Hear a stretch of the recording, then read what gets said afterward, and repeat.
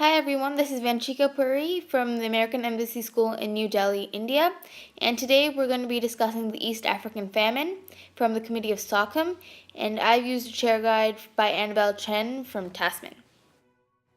First off, what is the issue? Well, thousands of people are dying due to the recurring drought in parts of East Africa. Who is the most impacted and how? The refugees and the impoverished from Somalia run out of access to water, and that affects the crops. Thus, the people don't get their food or water easily. They also don't get their money from the crops. Why is this famine so important? It isn't being addressed properly when there are thousands of refugees displaced, malnutritioned, weak, and dead. There are close to 10 million people affected and not nearly enough aid. Beyond that, this issue also affects the economies of some countries and leads to stemming of certain products. First, we'll talk about some previous history related to this issue. Some facts include that the UN was completely reluctant to declare famine, but when signs led to nothing else, on July 20th, 2011, Somalia was declared as a state of famine. Between July 2011 and mid-2012, there was a severe drought that affected East Africa. This was said to be the worst drought in 60 years. The drought caused a severe food crisis across Somalia, Djibouti, Ethiopia, and Kenya that threatened the livelihood of 9.5 million people. Many refugees from southern Somalia fled to neighboring Kenya and Ethiopia, where crowded and unsanitary conditions, together with severe malnutrition, led to a large number of deaths. On September 24, 2011, $218 million were pledged at the UN mini-summit towards aiding the efforts in helping the victims of the famine.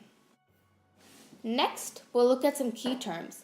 Please pause on the slides to read the full definitions. Key terms such as famine, refugee, drought, and Horn of Africa are all terms that are important in this issue. Now, from this picture you can see that Somalia, Ethiopia, and Kenya are countries in need of emergency aid. Somalia's capital, Mogadishu, is suffering through a catastrophic famine. Here are some of the major parties involved. The major parties include the World Food Program, which is the main UN organization, United States Aid, Doctors Without Borders, and the governments involved are Somalia, Kenya, and Ethiopia. Next up, a timeline of events. So, as previously stated, the famine first started on July 20th, 2011, when the UN officially declares the Horn of Africa as an area of famine.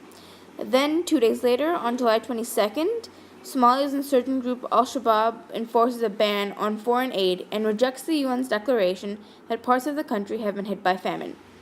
So, on August 24th, 2011, the European Union decides that the international community has a moral obligation to help the Horn of Africa.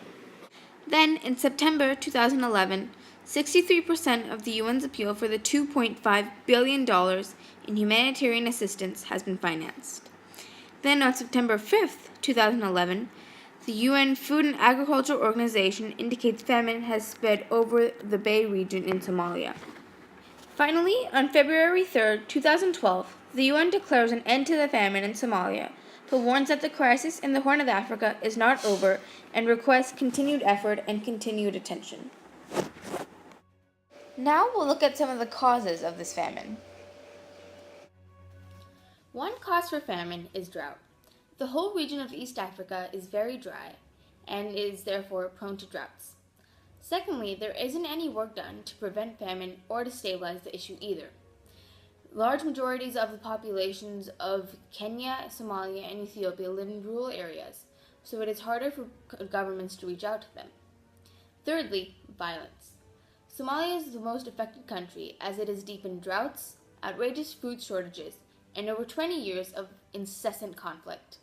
This makes Somalia one of the most challenging environments to perform any humanitarian operations in. In some areas that are controlled by terror groups, it often makes it harder for organizations to reach out to the victims and provide whatever support they can.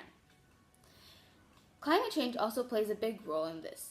The meager food and water supply that is used to support millions in the Horn of Africa is disappearing rapidly. Families strong enough to flee for survival must travel hundreds of miles, often on foot, to reach any refugee station. Many do not survive this trip. Also, food prices.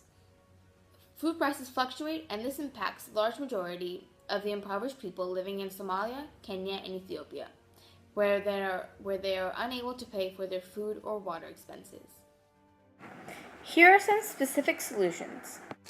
Some solutions are sending more humanitarian aid, creating more refugee camps that are more spacious and more sanitary, using water wells as a method of water conservation, and just recognizing the problem internationally and also within the government.